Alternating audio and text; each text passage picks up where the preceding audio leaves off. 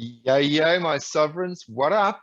This is Boba Fett, uncensored on the internet, with episode 11, episode 11 of Splinterlands 101, with Matt Clark and Geotrix. Hello. So here we are, episode 11. That's 10 episodes already. Like, what on earth did we talk about for 10 episodes? The individual splinters, for starters.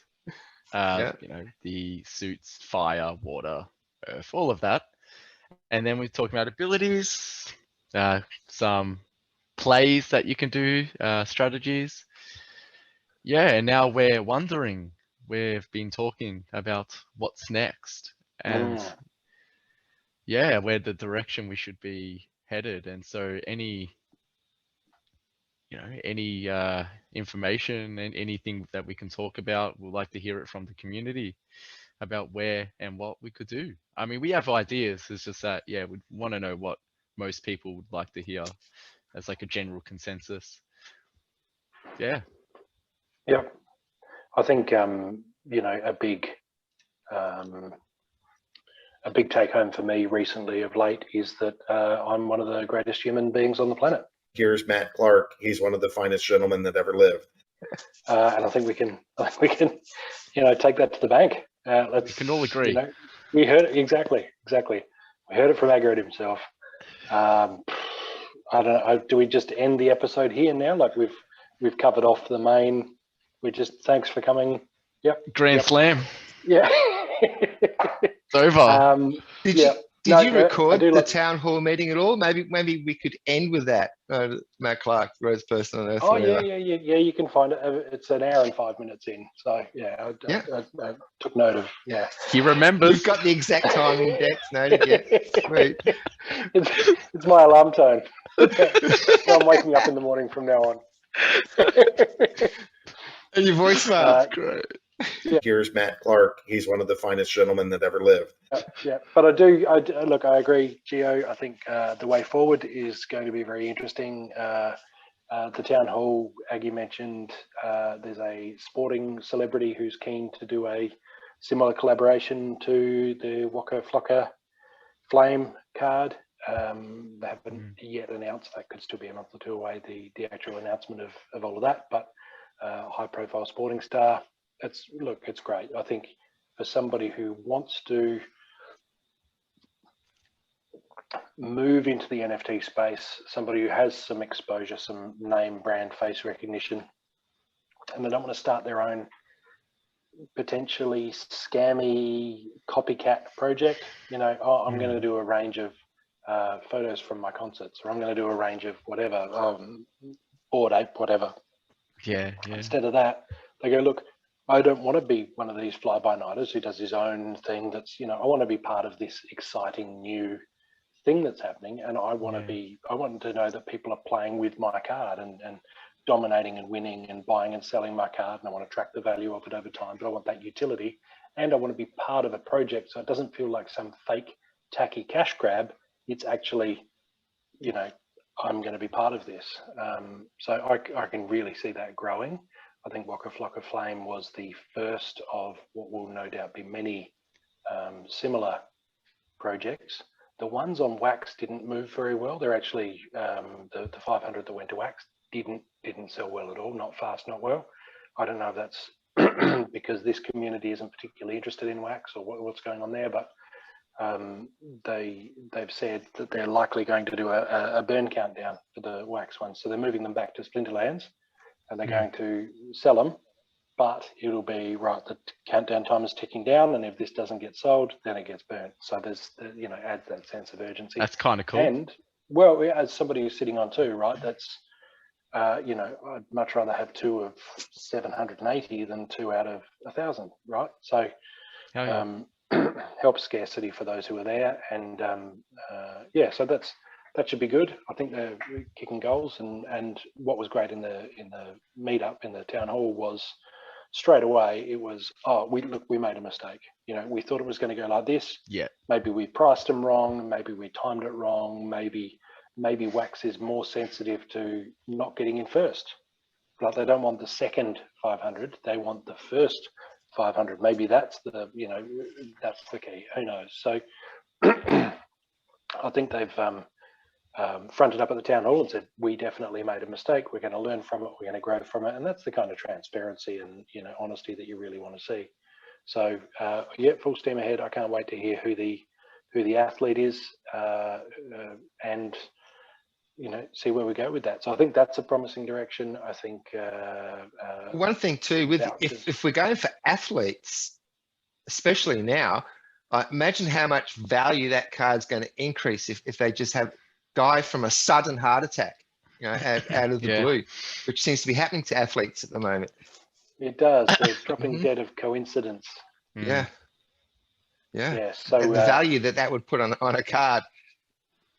Yeah, yes, true. Indeed. Although you wouldn't want them blaming the card, No. All these people are having heart attacks after appearing on NFTs in this video game. We better stop doing that, because that's clearly the problem.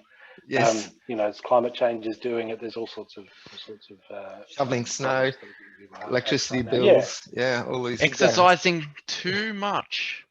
Too much fun. Not enough. too much freedom. Yeah. So that'll be good. But I think we've got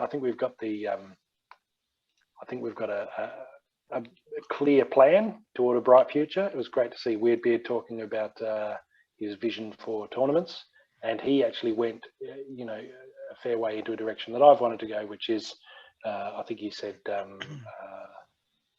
doing specific Splinter tournaments or specific rule set tournaments, which has been a big thing that I've wanted for a while.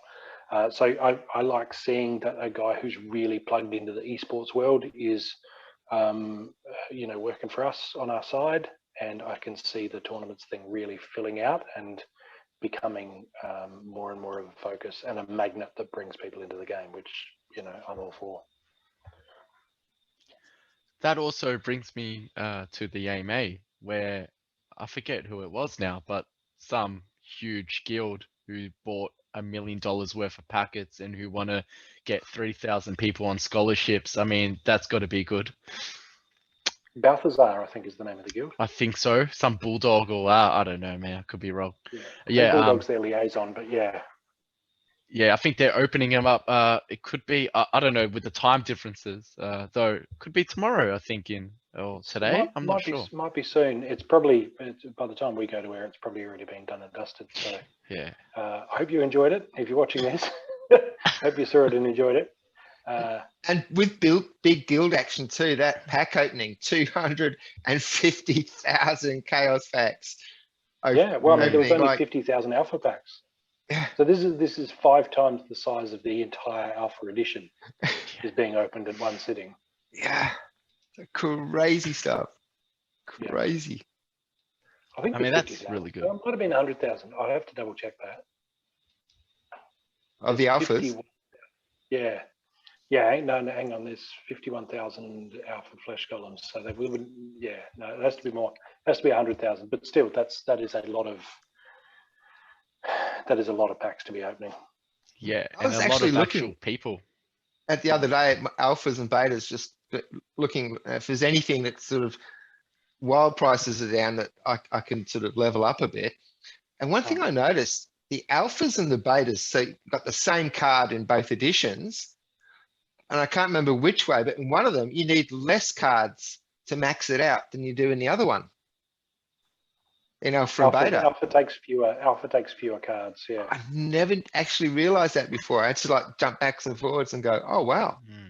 Yeah. And you can actually convert an alpha into a higher number of beta BCX. People don't often do it because usually that's a more expensive way of, you normally just cheaper to buy betas that you want in the first place.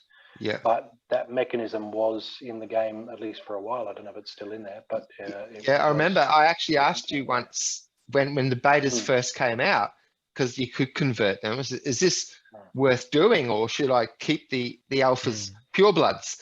And I kept all the alphas and never merged any of them. Yeah. But that was an I interesting. think that's a good call. I looked up the stats once. Somebody posted the stats, and of all of the cards converted to beta and or burnt for dark energy crystals, the alpha flesh golem was the most left alone of all the commons. Nobody's converting him. Nobody's burning him for dark energy crystals because I kept the price high, right? So it's funny when people come in now and go, "Oh, you're the reason that you know." And I say, look, pick any other common alpha card and go and have a look at Crustacean King or one of the other alpha commons and look at how many there are in circulation, because a lot of them got burnt for dark energy crystals and a lot of them got converted to beta pack to beta editions so that people could max up their beta versions instead. So if anything, I kept them alive. Now I kept them alive by keeping them myself, but either way, I think you can't say what would have happened, but I think I probably kept a lot of them out of the bonfire in the first place. So it is funny, that mentality. How dare you hoggle the flesh golems? And it's like, well, I saved them. yeah, I saved them, but also the whole rest of the world can be a collectivist hellhole, but you don't know my key, so you don't get my flesh golems. And I love that you can't take my stuff. I love that you can't vote to take my stuff. You can't take it to a committee. You can't go to a judge and say, take that stuff. It doesn't matter what you care. Your feelings don't matter. They're my flesh golems. And here's a link to a fleshlight.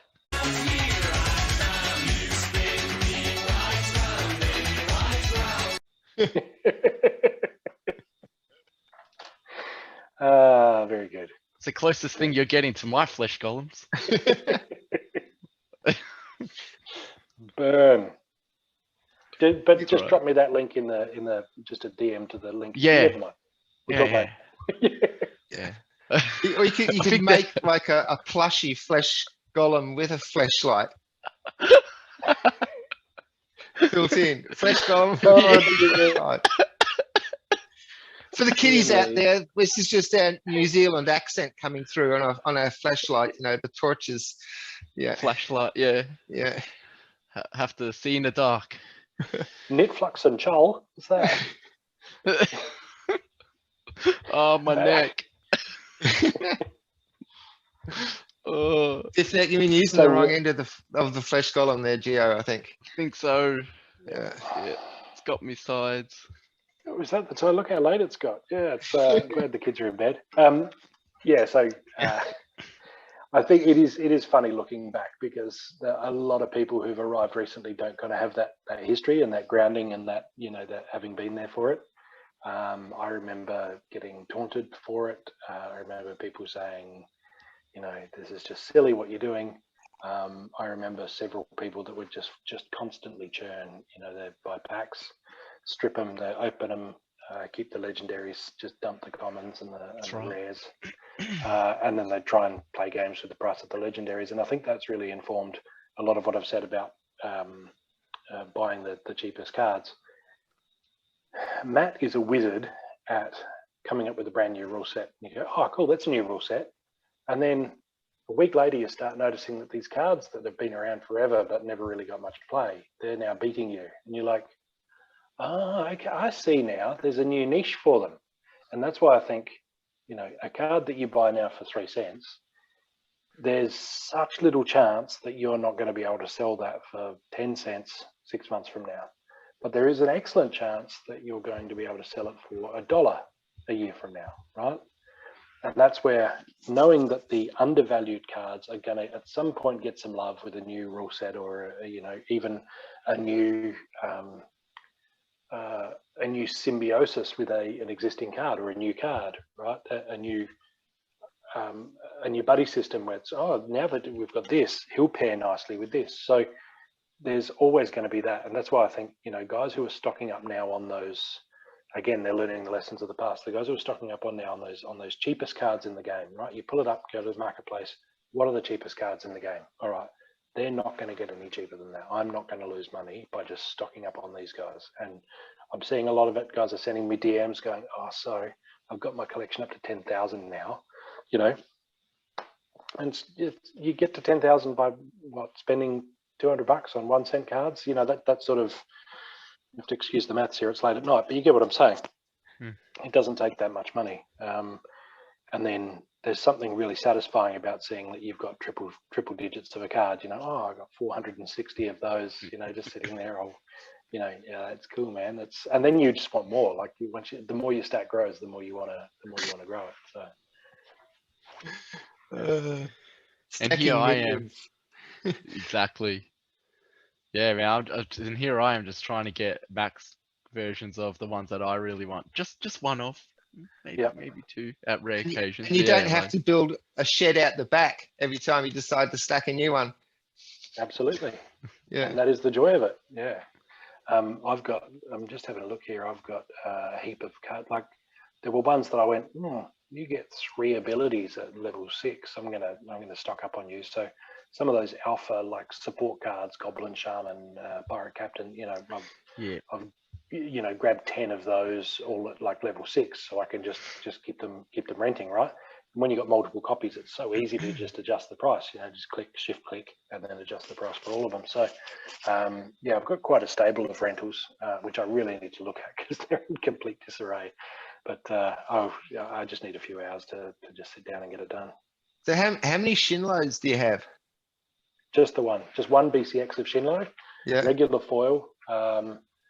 They were, even when he first rolled out, they were still relatively expensive, even compared to now. They haven't gone up, I don't think, a great deal. I haven't checked in a long time. Let's have a look. Do you know what they're worth? The Shinlo? Yeah. I've had one on the market for a while. Initially, every 4,000, and then someone will just jump in like $500 cheaper. So I've just left it there because I think like that's one way I can because my Tyrus Palladium is alpha level 6. Yep. That's the only alpha like splinter that I can use to maximum effect in gold. So if I get some bites on my Shinlo, I want to like try and scoop up some alphas. So one card for what impact could do, but yeah, there's been no bites. Yeah. What is it? Getting him to level 2 only takes 2 cards, which is good. And then what does he do? He speeds up by 1. The next level, I reckon, to level 3 is where he really come into his own, where he does 2 magic damage. Because you can get that up with Archmage Arius, and then it becomes 3 magic damage, and then that's a lot to get hitting their last card for a 1 mana card yourself, right? Yeah. But for me to get my 1 BCX up to level 3, I'd need to buy 3 others. So yours, 3,500. So it cost me $10,000 to get there, just to get that card. And it's not, it's not the worst idea. Yeah. Well, my thinking is just I'm never going to level that up. That's never going to get any higher than it is right now. But I could use it to get some others up. That I think that's a good swap from where I am at the moment in the game. Yep. The one time I'll use him is when I'm doing, say, a multi-magic sneak, and probably in something like Equalizer.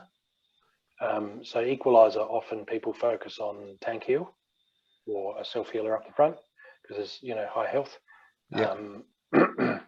If I've got somebody attacking the front, or a snipe or something like that as well, to hopefully redirect any triage, I like to go avoid any armor and then go magic sneak, but multiple magic sneak. So you need Goblin Sorcerer on the earth side of things, and then Shinlo. So I'll use Archmage Arius, Goblin Sorcerer, and Shinlo, and then I've got at diamond level, I've got 3 from the Goblin Sorcerer and another 2 from Shinlo. That's 5 magic damage each round, hitting their very last card, and it's only cost me 4 mana to bring those 2 cards into my lineup. You see? Yeah. So then it's just that 1-2 from the back, 1-2 from the back, 1-2 from the back, and I mean, obviously, there's if they've got silence or something like that, that can really dampen that. But you'd be surprised how often that that comes good, because you're doing that 1-2 hit. If you had one guy who's doing 5, okay, you can bypass a bit of healing and stuff, but so often you get a card's down to 1 health, and then you hit it for 6 or 7, and it's like, that was a waste. All that damage I've done, and I've done it to just that card that only had 1 health. So if you can do a left right, a combo, then if you got that one he's nearly dead, your first guy takes him out, and the next guy damages the guy next to him, which I definitely prefer that. But that's the only time I use my Shinlo, and I think for 10k, long term it might even be worth it. But then you got to think, well, what else am I giving up that I could be buying with that 10k? It's how many of those those reward cards there. But we've all got to make our choices, right? Yeah, exactly. See where it lands. And Shinlo might be 15 grand 3 months from now. We've got no idea. Especially with a change of rule set, suddenly everything could turn around, and it's something that's played constantly. Yeah, It's viable again. Yeah. And I think they'll do that. They'll recycle cards that don't have that potency, but with like, I don't know, a rule set or something, it'd be viable again. all it I takes think is they can do something like that. low mana to be an advantage, for example, and it's like That too. special niche with magic. It just every single card in your deck is one niche away from any card in your deck could be the next Yeah, big thing. and even if you want to play just a bit differently, and you have cards there because you're bored of the same old plays, Yeah, I guess you can use. I I mean, don't know, have some fun, try some really weird shit out. yeah, that's what I've been doing lately. After I That's finish my same. quest, as long as I've got enough bar, so I can afford to lose games without going back into the previous league. So as long as I've got enough bar on there to play with, after I finish my quest, I just let's chuck this on the end, or let's put 2 of these and just and yeah, it's amazing sometimes and you think, oh wow, that works really well, but it only works really well because of the opponent's hand. If you go to a totally different hand, it wouldn't work. So I just love playing with that, playing around with it. I find it very satisfying when I completely misread the rule set, and so I think it's this, but it's actually this. I've read it wrong, go back to basics and Fog of War. I often get mixed up because they're kind of, they both nullify abilities, but obviously Fog of War does a lot less nullifying of abilities. But often I'll get the wrong one, and so I'll pick a team for that, and then I'll look at crap, it's that. I forgot I got it mixed up. Oh well. And then I win, and I'm like, How? hang on. I played such a dumb team that he did not even imagine he would need to counter that team. Like that was, that was just a ridiculously stupid team for this rule set. Any other team I might have played, now that I look at it, he was actually countering, half a dozen different things I could have done, except the really ridiculous thing I happened to do, and only because I misread the rule set. That can be satisfying. Because it really keeps the other guy on his toes, where he goes, what mind games is this guy playing? It's actually just mindless games at my end. Yeah. No mind. Just luck. Yeah. Just roll the dice. I'm just yelling at the kids and clicking at the screen, Yeah. Or a couple of times I'm up, start the hand off. Okay, it's like maybe it's earthquake or noxious gas or earthquake. Classic examples. Okay, so let's look for some wings. And by the time I'm onto the 3rd card, I've completely forgotten that earthquake is a rule set until I actually submit my turns. I just lost track completely after 2 wings. Nothing else has got wings, but it still works. And it's like, yeah. Yeah, it's pretty satisfying. I did try the snare. I tried the snare strategy the other day. We're just spraying snare everywhere, and he didn't even have a single flyer on his team. They were all just heavily armored, hardline attacking. Like it's like even if I'd have been able to, it was just ridiculous. Like it hit me so hard in the first round that it's like it didn't even matter that it was earthquake. Could have been earthquake and noxious fumes, right? He just destroyed my entire team. There's no one even there left to go, oh, was that an earthquake? Do you feel an earthquake? I'm feeling a bit sick. Are you feeling a bit? There's none of that because they're all just dead already. Yeah. Or another good one when you have, go on, Jay. Oh, sorry, man. Yeah, so Sneak, I was up against someone who had 4 or 5 sneaks, and I put Amplify and Thorns, Cursed Nice. Wintercoo at the back. Has Nice. healing, Thorns, it's amplified, everyone's taking, and it was all melee, Yep. you know, whatever you call it, match. Mhm. Dude, wrecked him. Wrecked. So satisfying. Oh, I've had Kurt Splintercoot on the end before as well. Actually, I shared one with Gio the other day. I had it was a fire, and I had Cerberus at the beginning as my first tank, some stuff in the middle, and then I had Zenith Monk on the end with the heal. So I after the last episode, I bought enough to He's get him up to alright. the heal. he's okay. So, and it was, I can't remember if it was earthquake or gas. I can't remember, but so every round, the 2 he loses, he's healing back every round. And if anyone's hitting him, and it got to the point, but Cerberus actually held right to the end, but everything in the middle went. So I had Cerberus and Zenith Monk back to back. So even if they did knock Cerberus out, he would have come into first position with full stats, but it didn't even need to get that far. It was quite a low mana game too, I think. It was like, but Beautiful. just, yeah, I'd never used that like combination before. And it was one of those, let's give it a go. And it paid off. Yeah. Yeah, I had a Earthquake and Noxious Fumes match the other day. And I believe I never noticed this before, but he's used Krallis, you know, that sort of white tiger, stripy legendary on the life team. Life. Yeah, Broken. Krallis, yeah. And it's just brutal. But I was looking at it and went, hang on, they've got immunity and flying. That card doesn't even need to be healed or cleansed or anything. And I hit him with Snare, but it didn't matter because he's got immunity, immune to status effects. And I was like, I have a Krallis. Why am I not using? But as soon as I see Noxious Fumes and Earthquake now, I'm like, that's straight to Krallis. Yeah. Absolute no-brainer. Gold Dragon's always been the go-to for Earthquake because he's got the heal and the flying. But I'm thinking, okay, well maybe I'll bring in Gold Dragon and Krallis and make short work of him. But that was just nuts because I'm like, oh, at least I can strip away flying with Snare. Hit him, nothing. Immunity from Snare, immunity from poison. Yeah, just nuts. Yeah, that's a really, really good card. And I want, like, I know why it's worth that much. I mean, let's be real. Worth? I think I've got one on my account and one on Evelyn's. I'm going to say 120 something for one BCX.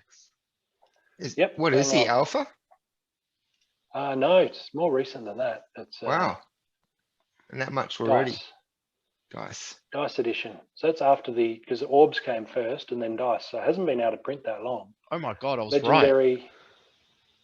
Legendary Life dice card. And I've only got it at 1 BCX, which is why I don't play it very often. But the gold, but look at that. Look at that. It's got self-heal. Immunity, flying, heal, strengthen. And that's just nuts. And 2 attack types. I mean, no wonder it's 12 mana. I guess that's the kicker. But if you've got unlimited mana match and everyone else is dying and getting shaken up from the earthquake and she's just chilling, right? Yeah, be all right, mate. Yeah, that's nuts. Even with Giant Killer, it might be a bit difficult sometimes to take that out, I reckon. Because it's just got such good abilities for that particular matchup, that combination, yeah, because who's going to bring like Giant Killer to a Fumes and Earthquake, like bit rare. You might be thinking it's a you'd be up against a llama, a llama cube sort of arrangement.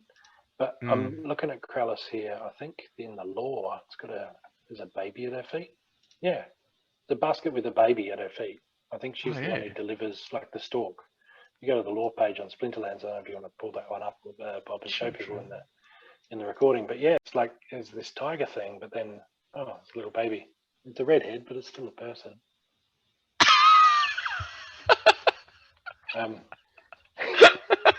The judge was very Ginger lives matter. Matt, Gingers have no souls. Redheads are still people. Here's Matt Clark. He's one of the finest gentlemen that ever lived. You kill me.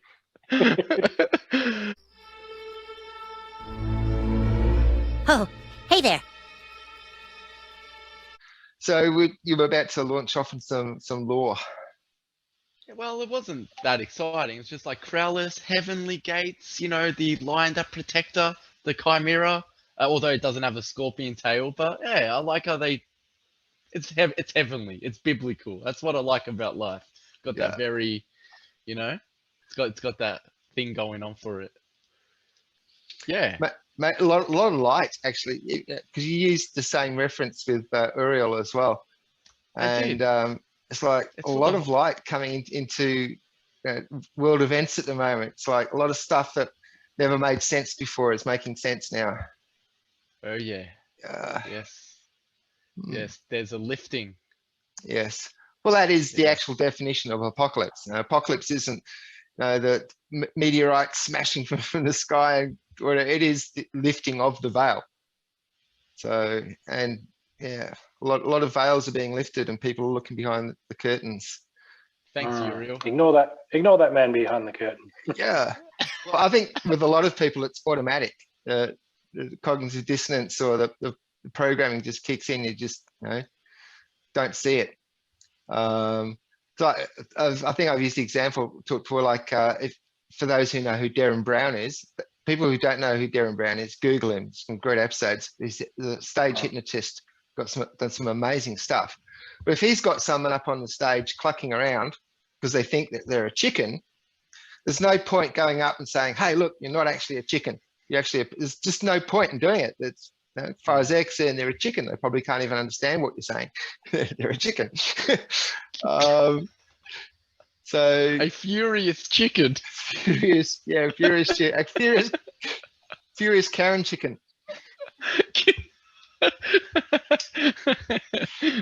The Canberra chicken. The carrot. Yeah. Yeah. The He does Kraken. some. He did some longer ones too. He did a zombie apocalypse one where he Yes. he had this. Yep. Yeah, that was really good. And the one where he made the lucky dog statue, where you go and rub the dog Yes. statue for luck, Yep. and made that part of community folklore. And I really found those really interesting. Yeah. And the guy at the end of that episode wins that lottery or the raffle or whatever they have. And the one I loved was because he did 2 episodes. One was with Stephen Fry, and it was testing the MK Ultra theory, and actually got a person to actually stand up and shoot Stephen Fry for a series of programming. And the other one called The Push, where actually got someone to push a guy off a building. Yeah. The power I think he tried. I think there was like 10 applicants, and there was several, and only one of them was the one that actually. He showed some of the failures. Yeah. At the end, the only failure on that one was the winner, I think. Yeah. Well, it's probably it's very ambitious to go from just a regular person to, by the end of the day, they're that convinced of the necessity to murder another person that they actually go ahead and, as far as they know, actually do it. Yeah. And the slippery slope all starts with swapping meat sausage rolls for the vegetarian, putting vegetarian flags on the meat sausage rolls. It's just slippery slope from there. Yep. And once you're personally incriminated, then you've got to keep protecting it's scary, yourself. Actually, I think it's easy to watch those and go, wow, that's really interesting, and then you realize that you're in the world with these people just like that, and maybe you yourself are just like that. Who knows? Lots to worry about there. Yeah, one paycheck away from a homicidal maniac. Yeah. Anyway, how do we get onto that? Let's just blame Geo and move on, shall Godliness. we? Godliness. Damn Christians. So actually, that's a good point to lodge into. At the beginning of the show, we mentioned upcoming episodes, ideas and stuff. And what I was throwing around was like to go with 4 monthly themes. So it's still going to be an episode every week, but each weekly episode will be a monthly theme. So if we're doing something you're not totally into, at least we're doing something you're right into, that every month that episode theme will be out. So there'll be 4 different themes each week, but each of those themes will follow on monthly. And a couple of ideas that I was throwing around for themes was one where each episode we have, so this would be a monthly event of a guest speaker coming on and a theme of behind the avatar.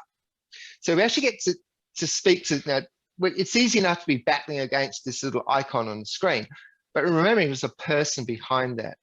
And also recognizing, especially in the crypto space, a lot of people like to protect their anonymity. So we can just use an avatar if you don't want to show your face, that's fine. But just that monthly theme of just a guest talking about their Splinterlands journey, what Splinterlands is meant to name, what they think, just whatever you like on the Splinterlands theme. And another weekly theme I was thinking of is where viewers submit some of their battles.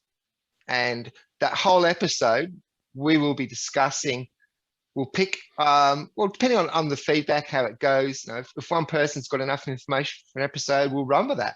We might show 2 or 3 people to say, like, how did I win this? Where did I go wrong? Look at my cards. Whatever you like, share links, and we will discuss those battles on that episode. And Matt and Gio, you had some ideas as well for some upcoming episodes. Matt, you had one about the wish list. Yeah, I think it would be, even if it's just fun to look back on one day and go, oh, I did predict this, to say what future direction we'd like to see the game take. I'd like to see more of what I heard about from Weirdbeard today, which is Splinter-specific and rule set-specific tournaments. So more freedom for the tournament creator, not necessarily Splinterlands, just whoever's making their own tournaments, to have more levers, especially as we get these broad array of card editions. I mean, a couple of editions ago, it might not have made sense. There's just not enough depth. But now you could very easily say, right, we're going to do an Earthquake-only tournament. And there's enough cards out there to make it interesting. Or you could say, right, we are going to do a life tournament, and it's sponsored by Life Good Start Vitamins, right? And they go, well, we're going to go sponsor a life tournament in Splinterlands, and we're going to put up these prize packages and the like, and we'll do it for exposure for our vitamin brand and our brand Life, and who's the best Life player out there. And I would like to see even separate leaderboards for tournament performance with specific splinters. Who's I know that, say, Yasik or Byzantinist, they are probably the best players in the game, but are they the best Earth players in the game, or is that me? I mean, we've covered that I'm one of the greatest human beings on the planet. Here's Matt Clark. He's one of the finest gentlemen that ever lived. So the question, I guess, is, am I also, obviously I can't claim to be the best tournament player overall, but am I also perhaps the best of the Earth Splinter? And it completely changes the dynamics. So if, for example, you know that it's just an Earth tournament, then you know what you're not going to come up against, right? You're not going to come up against Lord of Darkness, Corrupted Pegasus, for example. It might be, they might say, hey, look, we're going to do a dragon and fire and water, no neutrals, right? That's going to be our thing. You could even say, and this might be going a little bit deep, but you could even say dragon summoners with water and fire cards, but you can't have water and fire summoners, right? Now, obviously that's, now we're looking at a broader range of tournament options. It might take 10 minutes to actually build out your tournament and pick from all the different drop-down menus. But I think what would be fascinating is if you said, okay, here's what I want to be playable in my tournament, or I'm just going to have a tournament that is Super Sneak, because we sell antivirus software, and we stop those sneaks from getting into your computer. So we're going to run the Super Sneak Invitational, and you come here, and every match is Super Sneak. Well, the local ninja martial arts club could sponsor that one. Yeah, exactly. Yeah, who knows? But if you build it, they'll come, right? And if they've got the options to do these things, and to be talked about. That's the thing. You don't want to be just one more tournament in the roster and compete for who's giving the most prize money. But if you are a Splinter specific tournament and people, and that would then leave scope for people to say, well, look, I do okay in ranked play, but I'm really all about the water tournaments. I've got, I've stocked up on gold water cards, and I play really well in gold foil water only tournaments. And that's my niche, but I explore that and I absolutely wreck that. And I'm, maybe even I don't have cards that are good against anything but water. Yeah. Right, going to that deeper, right? So I'm hyper specialized, and as the ecosystem grows, there's no reason why we couldn't have that. And I think personally there's a lot of scope there for all sorts of specialization, because people would rather be the best at some niche offshoot, whatever, even if it's something as mundane as just buying the same card over and over again. People like to be, the fresh column tournament. Something. Fresh columns only. Put the hand up and go, I'm the best at, So I could really see that. One thing I think, and I think a wish list episode is a good idea, but one thing that I think will likely happen, and I guess the game might need to make some changes for it to happen, but I would like to see a thriving 1BCX ecosystem where there are people that just play 1BCX regular foil. That's it. Yeah. That's all they do. They collect 1BCX cards and they only play 1BCX. And the tournament, we need tournaments for them and the like. But like a subculture, almost a rejection of the pay-to-play model of the pay to win. Again, I don't think it's pay to win. I think it's stake to play. But I could see a lot of people going, look, I love the concept of Splinterlands. I love DeFi. I love NFTs. But I think we can keep most of the skill and hang the expense, forget about most of the expense. I'm just going to buy 1BCX copies of the different cards. Now, there are cards where buying 1BCX will set you back 3,200, as we were just discussing with Shinlo. So the question then is, are we still rejecting the pay to win model when some of these cards are that expensive, even at 1BCX? But I think I can see a thriving subculture of that.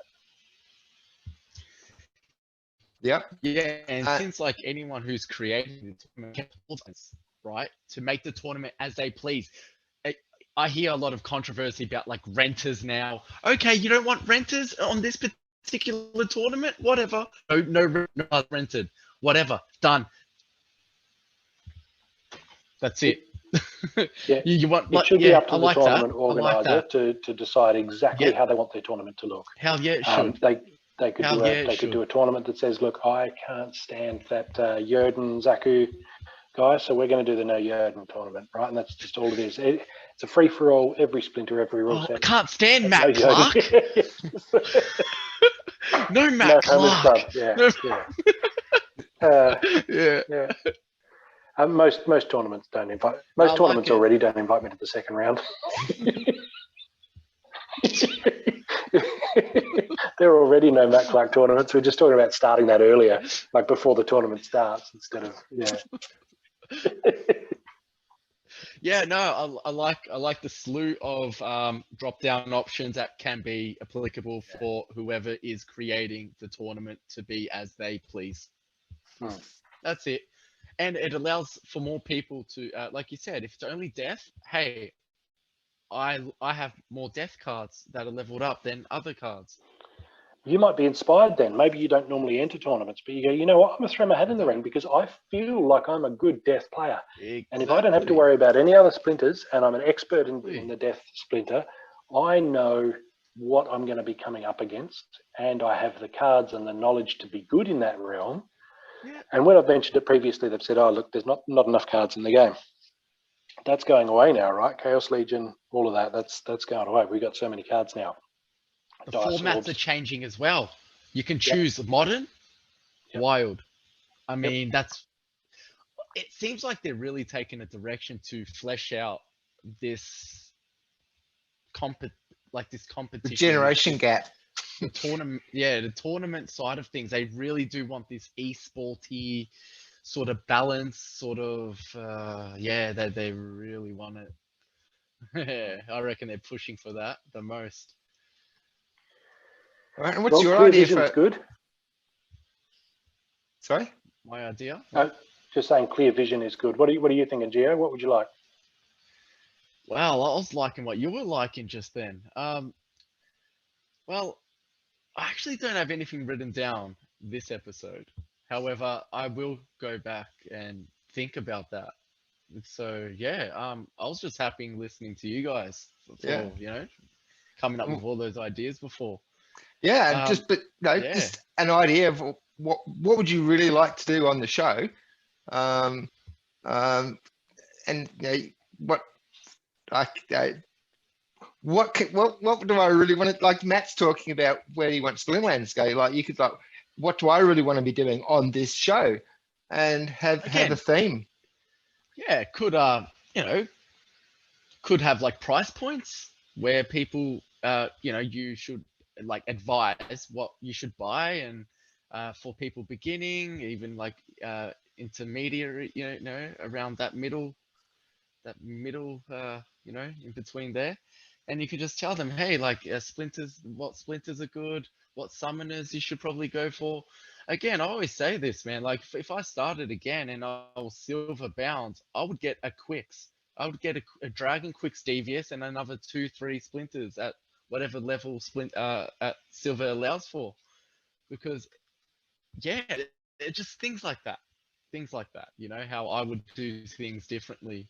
Probably, yeah, how I would change things if I started now with the knowledge that I have now. So you could have a theme of Geo's tricks. Hey, Geo's tips, tricks, and flesh golems. All right. So there you go. We've just thrown out a bunch of ideas of direction we can go with this 4-monthly theme. All in the air. Yep. We don't have an air splinter, do we? We've got the air elemental. Flying flying would cover that whole air thing, I suppose. Yeah. So totally flexible in that realm. We make this show for people to watch. And for the majority of the show, even if podcasts on the go or your thing, just download it and listen to it as an audio. You miss out on seeing us, which is probably one of the highlights of the show. But you can maybe just take a screenshot and just carry photos of us around in your wallet. So you're on the train, listen to the podcast, and you can still have the experience of seeing our faces. But well, let's be honest, somebody else on the train will be watching anyway. So just look over their shoulder and then there we are. Yeah. So whatever your flavor is, if you've got a better idea, you think, my God, you three, you should be doing this, let us know. Because we're producing this show for you. So every episode we talk about the feedback, because there is also every week the engagement competition. Every week, one winner or one viewer will receive 10% of the post's rewards for creating a comment on the post that creates the most engagement. That happens every week. So we really encourage engagement. So if you've got ideas for the show, directions that we want to go, you want to see Geo modeling some brand label, sponsor us on the show, like whatever you want to say. You say, Matt, I want you to come and speak at our local club. We want to have the greatest person in the world come and talk at our monthly meeting. Here's Matt Clark. He's one of the finest gentlemen that ever lived. Whatever you want, comment, let us know. And we can talk about you, we can talk about us, or come on the show in that episode and talk about whatever you want. Yeah, I think we'd like to make it more interactive, and we're not limiting any aspects of viewpoints on here, Like, I really just like talking to you guys, Like, I really like that. This is like our weekly catch-up, isn't it, I look forward to it. I really do look forward to this, so, yeah. Yeah, me too. One thing I was thinking though would be good as well if we're thinking about future direction. Items and spells. How do you think they're going to look? What do you think they're going to do? Yeah, I would love to see, for example, an item. So spells will apply to the whole team, and items will apply to a specific unit. I would like to see a item that says you target snipers. If they got a sniper on their team, that's who you're going to target. I think that would be cool. Or you target sneaks. Are you thinking about this like a spell trap card sort of thing? Like you can just flip it at any moment just to give a random advantage? How do you envision it? No, so the items and spells will be, I'm not sure if you're across it, but they're pretty firm on how this is going to work. So at the moment, you see your mana cap and your rule set, and then you pick your team, right? Your summoner and your units. Okay. There'll be a second, when items and spells come out, when the land expansion gets to that point, there'll be a second round. So you'll then see what the other guy picked. And then you'll have a separate timer, a new timer, and a new mana cap to pick items to apply to individual monsters and or spells to apply to the whole team. Oh, wow. And those items and spells will be what's manufactured on land by landholders. So items and spells will change, they'll tweak gameplay. Now, they to make it even more intricate than what the game is already. It adds more throws to the mix, more randomness. They will be fantastic for fighting bots, because you'll be looking at the other guy's team, seeing what he has, choosing what items and spells you want to counter what he has, but also trying to imagine what items and spells he will use to try and counter what he thinks you will use, right? So it's this whole he said, she said, layers upon layers. So I think items and spells are going to absolutely take the game to the next level, not just in terms of strategy, but also in terms of clearing up some of that bot noise. I don't really care too much about bots, but a lot of people, it's a real deal breaker. So you know, that's what the market wants. It's because of the leaderboards, Like it kind of sucks to have someone of the same name just like, you know, have just topping the leaderboards. You know, I mean, like, come on, man. I think you know, one is enough, maybe two, but not like 4 or 5 people on the top. You know, that's a bit broke. I think that's ruining the. You know, I don't know. Actually, that was the thing to do in my teens when like video arcades came out. You know, back in the days, I actually remember when Space Invaders was first launched. But you laid like, and that was the thing, to fill that screen with you had 3 digits. So Bob, it was easy for me. But the idea, you wanted to fill that screen, Bob, and you come in one day and you check, and there's someone in the middle. You go, and you got to push the whole lot down to get rid of them. 20 cents a pop, whatever it was. But it's more like, it's more like an exploit now, because you know people are topping there's rewards to come from when you're topping. So now they have the leaderboard, they move all their cards out to their other account, they get that up, and then it's like frog hopping, and it's like, I mean, if you're good enough, it's cool, but I don't know, it just seems a bit weird. Just I don't know, it just don't sit right. I think items and spells will put a lot of that to bed. So we've just sort of got to hang in there until that happens, and then I think that even if, I mean, I don't know if there's a way that they can only display it visually what the other guys got. There's already a tool for that. There's an actual split. I saw on YouTube a Splinterlands tool of showing your opponent's cards and what they used for the last games already there displayed. I have to find it for you and link you. Yeah, I know Splinter Tools. Splinter Tools is a popular one. Yeah. And you can recreate your matches as well and go, what percentage of the time would I have won that? And I'm not sure how reliable it is or what it's based on, but I don't know anything about this. This is like a wow moment for me. Yeah. It's for bots. Not an endorsement. It's for bots to bring up the best teams to use against everyone. Yeah, but I guess what I'm saying though is if items and spells, the second step involves me. The bot's not going to be able to do that forethought. Exactly, but if it's about them just putting up on the screen what the other guy's team is, so that I can then choose units and items and spells. Can a bot visually read off the screen if that's not posted anywhere, right? Hmm. Do you know what I mean? Like, can the bot read the screen and recognize the images on the screen? They're all off just dealing straight away with the blockchain. So Yeah. if the game doesn't publish the data yet, but it's showing it to humans through the screen, then I think that would be a massive advantage, right? That's like, are you the way. human? That's the are you human step. Yes. Exactly. It's basically Yeah. capture, Yes. but by a Yeah, the different, capture. yeah. Capture Okay. without capture. And this is where Yeah. time and again, you know, I've seen a problem coming, and out of the blue, Yabba's just solved it, like, and more elegantly than I could have imagined. So I think that's what it is. Items and spells, I think, will be the capture moment, and bots will still work, but they'll go off the optimal, the optimal arrangement for what information they have, which will hopefully be less than what humans have, because they can't obviously look at what's on the screen. I don't run bots. I'm not entirely sure if that's how they work, but I'm sure if there's a way to maximize the benefit for humans, then yeah.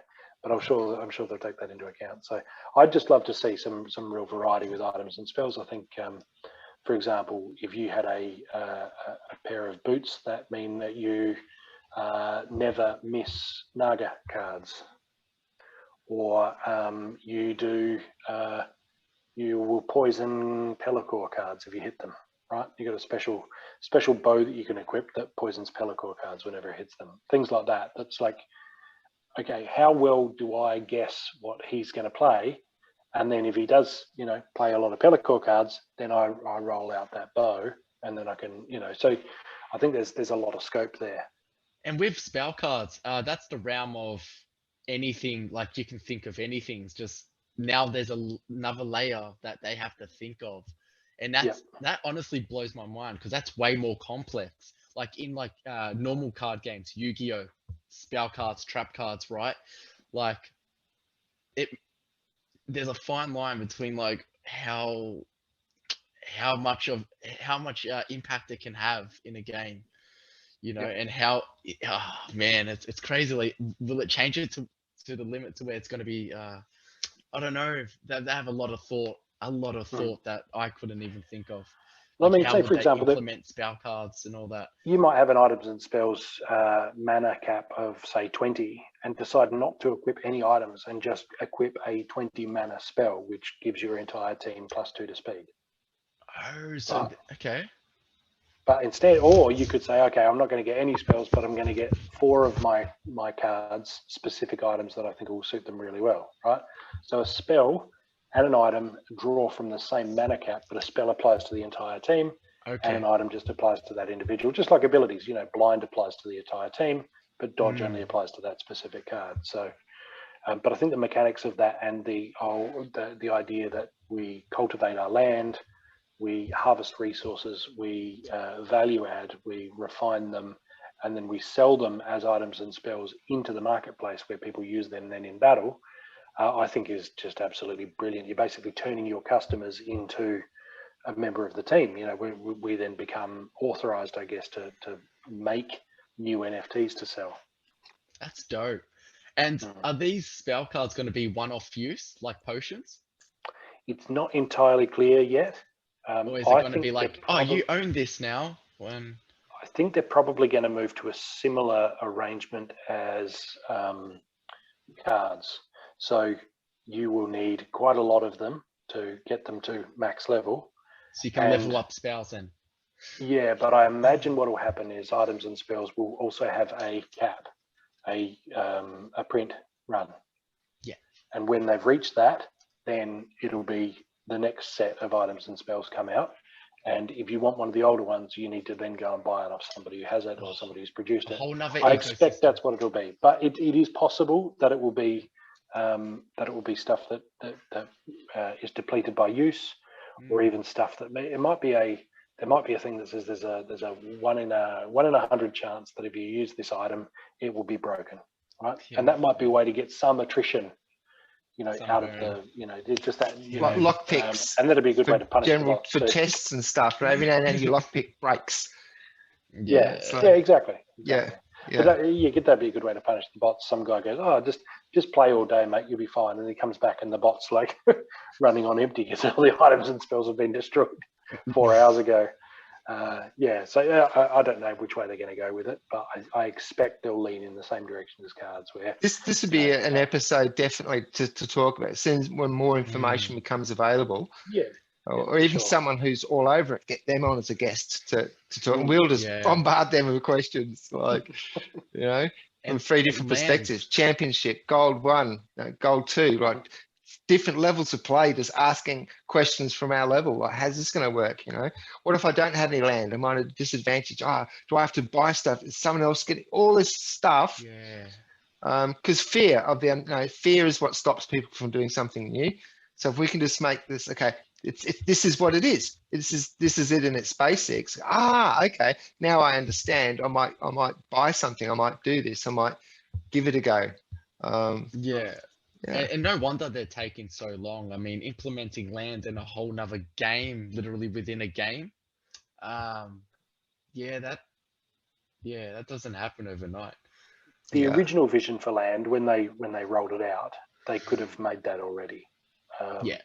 But with the massive spike that we got sort of mid to late last year in player base, the devs sat down and went, look, we can reach some of our stretch goals with land now. We can do some of the outlandish crap that we never thought would be possible. So we'll put the brakes on and then do it properly from the get-go, rather than do what we originally thought, which was great, but still not all of the really cool stuff we thought. Not expansive enough. Exactly. Now we can afford to hire the devs. We can really kick this up a notch. So by all accounts, land is going to be absolutely knocking our socks off. So I'm very glad to be holding some plots, and I recommend it for anybody. Yeah, I'm happy with my one even. Just my one. I definitely need to get a plot. I still haven't done that yet. Might have to talk about that a little bit later. But yeah, help me find a plot. I might need to make that jump right now. I think they're as cheap as they will ever be. Yeah, right. I think they might be. Yeah, they're just. So what's a block at the moment? Then what can I pick up a block for right now? $390 US, I think, was the last. Let's have a look. How are we doing for time? We've got a few minutes. Timer. Yeah, we've got 6 minutes left. $346 US for a plot. Wow. Right now, so 375 hive. Yeah. But they've been, I've seen them at more than twice that, and I expect I'd be amazed if they end the year under $1,000 each. But then, we'll have where we at the moment they're just claims. You don't know what they are. They're kind of like packs. Yeah. But when they make it possible, we'll open them, and then we'll see what type of land they are. So yeah, land is a whole other thing, and we'll definitely do a show on land. I think that's and totems. Yeah. As we find out, let's whatever else. Yeah. So it's not the unknown, because that's I think with land, just the unknown of it just held me back for so long. But it's like as more and more information's coming out now, I'm going, oh, is it too late? Is it? Should I? Now I definitely need to, but is it too late price wise? So we'll try and eliminate some of that FUD. My thought, man, was just even just one, at least so I can have a stake in what the functionality will become of owning a land. Yeah. Even if it's not the best region, I don't give a shit, man. I just want to do some shit, Yeah. That's all. I don't care if we want our white picket fence, cottage in the woods. Man, I live in Thomastown, man. I don't care. I'm not on some seaside. All right, and on that, the Zoom is going to cut us off pretty soon, so let's just wrap this up. Once again, as we mentioned before, we get to, this is our weekly catch up. We're going to have a ball, whether anyone's watching this or not. But if you are watching this right now, let us know. Drop a comment below, get some engagement going. If you want to be a guest on the show, let us know. We'll let you know how to get in contact. We're all on Discord, so we're easy to find. Yeah, get involved. Any final words, guys? No? Alrighty then. So I'm Bob Fett. Yep. One final word. Don't forget Yep. to put that little thing of aggro talking about me at the end. Otherwise, it's just going to look like I'm Yep. buying. So you got to send me the link, and I'll include that. Matt Clark, greatest All right. person in the world. Done. It's done. And wait for the summoners. The summoners. Yeah, the new summoners. Ah. Oh yeah, Okay. yeah. Yeah. Beauty. All right. There you go. Wait for the summoners. I'm Boba Fett. Peace out.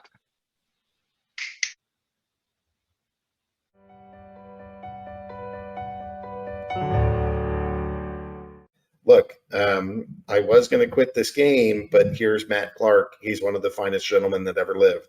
I can't leave.